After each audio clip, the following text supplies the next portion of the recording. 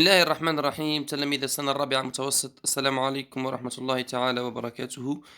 كما وعدناكم إن شاء الله راح نبدو بدروس السنة الرابعة لهذا العام، أهم ما راح يكون فيها بحول الله تعالى.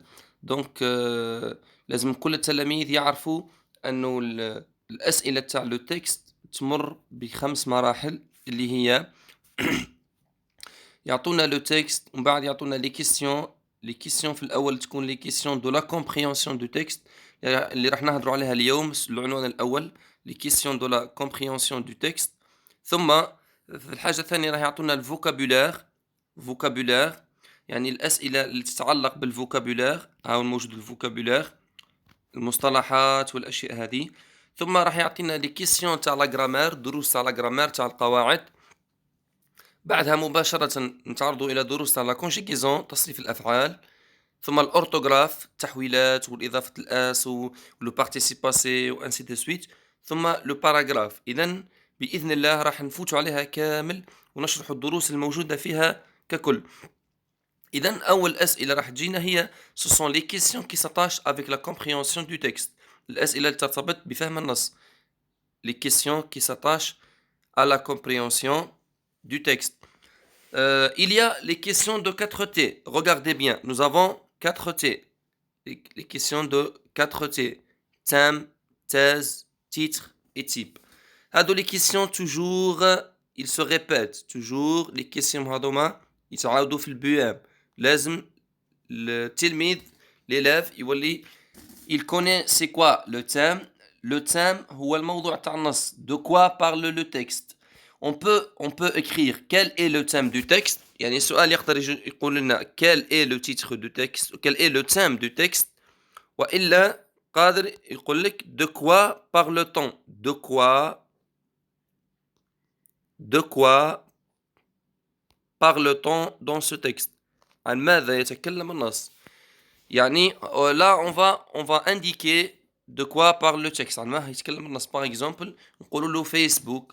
Par exemple, ce texte parle de la Kabylie. Ce texte parle du patrimoine algérien. Donc ça, c'est le thème, le موضوع. Deuxième, la thèse. La thèse. Quelle est la thèse défendue par l'auteur? Quelle est la thèse défendue par l'auteur? يعني وشي الأطروحة اللي دافع عليها صاحب النص. دونك لا تيز يعني وجهة النظر نتاعو. لا تيز هي الأطروحة. اوبينيون رأي. بوان دو فيو وجهة نظر. الافي الرأي. هذو كامل سي لا ميم شوز. سي لا ميم شوز.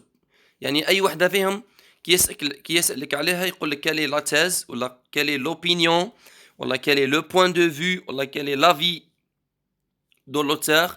هذم كامل يؤدوا إلى نفس المعنى، يعني وشي وجهة النظر تاع الكاتب. وفي العادة تكون موجودة معها جو بونس وتكون في لو ديبي دو تكست. بوركوا؟ باسكو لوتور هو يعطينا لا تيز نتاعو ومن بعد يولي يدافع عليها بي لي زارغيمون. ثم لو تيتر اللي هو العنوان. ثم لو تيب. لو تيب العام هذا احنا عندنا في الفرنسي الدروس اللي قريتوها 4 تيب. عندنا لو تكست ارغيمونتاتيف اللي رانا نقرو فيه حاليا، وعندنا لو تكست ناراتيف النص السردي اللي القصصي، لو تكست ديسكريبتيف النص الوصفي، لو تكست اكسبليكاتيف النص الشرحي. اذا العام هذا بالنسبه للفصل الاول واش قرينا؟ في الفصل الاول قرينا لو تكست ديسكريبتيف افيزي ارغيمونتاتيف. لو تكست ديسكريبتيف النص هو اصله وصفي. décrire un lieu نوصف مكان. ديسكريبتيف نوصف مكان باش المكان هذا وين نحثوا الناس على انهم يجوا يزوروه. يعني لو تكست سي ان تكست ديسكريبتيف افيزي لافيزي نتاعو الهدف ارغيمونتاتيف. ثم في الدوزيام تريمستر قرينا لو تكست هيستوريك افيزي ارغيمونتاتيف، يعني النص التاريخي اللي الهدف نتاعو الحجاج. ولا الا حتى لو تكست ناراتيف. لو تكست ناراتيف افيزي ارغيمونتاتيف يعني النص السردي الذي هدفه الحجاج. هنا كاين مشكل صغير في لو تيب، هو انه بعض الاساتذه يقول لك لو تكست هذاك ديرو argumentatif، يعني كي يكون هو ان تكست باغ اكزومبل، كي يكون ان تكست ناراتيف افيزي ارغيمونتاتيف، كاين بعض الاساتذه يقول لك ديروا ارغيمونتاتيف، وبالتالي هنا سا ديبون معناها لونسينيون. اما انت كتلميذ تكتب له باغ اكزومبل تكست ناراتيف افيزي ارغيمونتاتيف، يعني هو التكست ناراتيف لكن الهدف نتاعو لارغيمونتاتيف. وقتاش نديرو ان تكست ارغيمونتاتيف ديريكتومون؟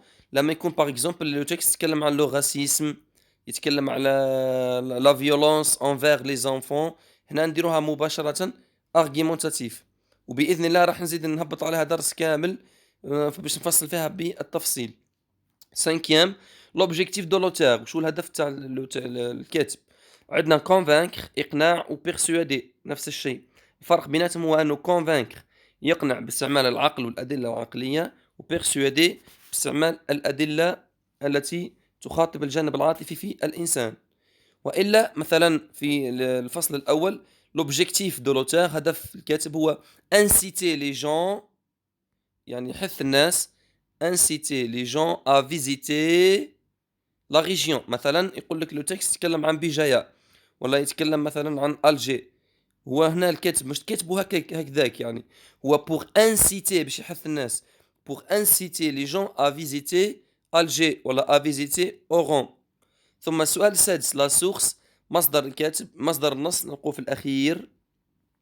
وعندنا لي كيسيون دو تكست، لي كيسيون ديريكت، الاسئله المباشره، يقول لك مثلا او اين ولا كي من، هذم لي كيسيون اللي نلقاهم في لو تكست. اذا هذم لي كيسيون اللي يكونوا في اول النص واللي عندهم علاقه بفهم النص.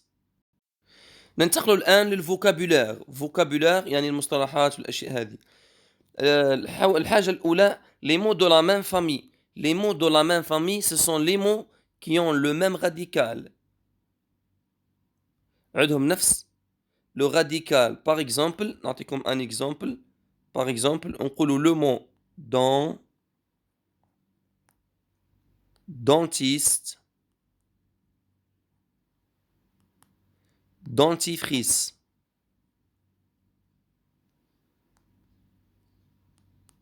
هنا عندنا dent, dent, dent. le radical dent, dent, dent. dent يعني أسنان. dentiste المعجون تاع الأسنان. dentifrice dentiste هو الطبيب، طبيب الأسنان. dentifrice معجون الأسنان. إذا هذوما ce sont des mots de la même famille. Ce sont des mots de la même famille. Pourquoi? Parce qu'ils ont le même radical. Par exemple نقولوا jardin, jardinier, jardinage. هذوما les mots de la même famille. الآن le champ lexical. Le champ lexical كاين جماعة يخلطوا بين le champ lexical ou les mots de la même famille. Le champ lexical c'est un ensemble de mots qui font partie de la même idée. Par exemple نقولوا par exemple sport، عندك المو sport، يقول لك أعطيني les champs lexical تاع sport، تقول له par exemple ballon، par exemple arbitre، arbitre، par exemple football. يعني مجموعة من الكلمات تنتمي إلى نفس الفكرة. كيقول لك باغ اكزومبل أعطيني الشون ليكسيكال تاع مثلا أكسيدون، ربي يعافينا. ولا يقول لك مثلا أعطيني لو شون ليكسيكال تاع ليكول، تقول له أنت لي زونسينيون، لي زيلاف، لو تابلو، انسي دي سويت. لي سينونيم شرح الكلمات. هنا سينونيم نعطيكم قاعدة واحدة، السينونيم تاع مو لازم يكون مو، السينونيم تاع ادجكتيف لازم يكون ادجكتيف، السينونيم تاع ادفيرب يكون ادفيرب. نحافظوا على نفس الطبيعة تاع الاسم ما نبدلوش. ولي زونتونيم الأضداد هذه أيضا لازمها درس بالتفصيل. عندنا الأضداد كلمة بكلمة. باغ اكزومبل نقولوا بوتي، لونتونيم تاعها غران. وعندنا دي زونتونيم نستعملوا فيهم لي بريفيكس، نقولوا مثلا ديريكت انديريكت، heureux malheureux، agréable désagréable، chargé déchargé. هنا نستعملوا لي بريفيكس، لي بريفيكس اللي يجوا في أول الكلمة باش نتحصلوا على الأضداد. ولي بريفيكس هما عندنا مجموعة من لي بريفيكس اللي هما اي ان، اي ام، دي و دي او اس و ا وغيرهم من الكلمات الأخرى نستعملوهم في préfixe. Le vocabulaire de l'argumentation يعني الكلمات اللي عندها علاقة بالargumentation. يقول لك مثلا أنت لازم تولي تعرف structure تاع لو تكست. مثلا التكست هذا فيه introduction،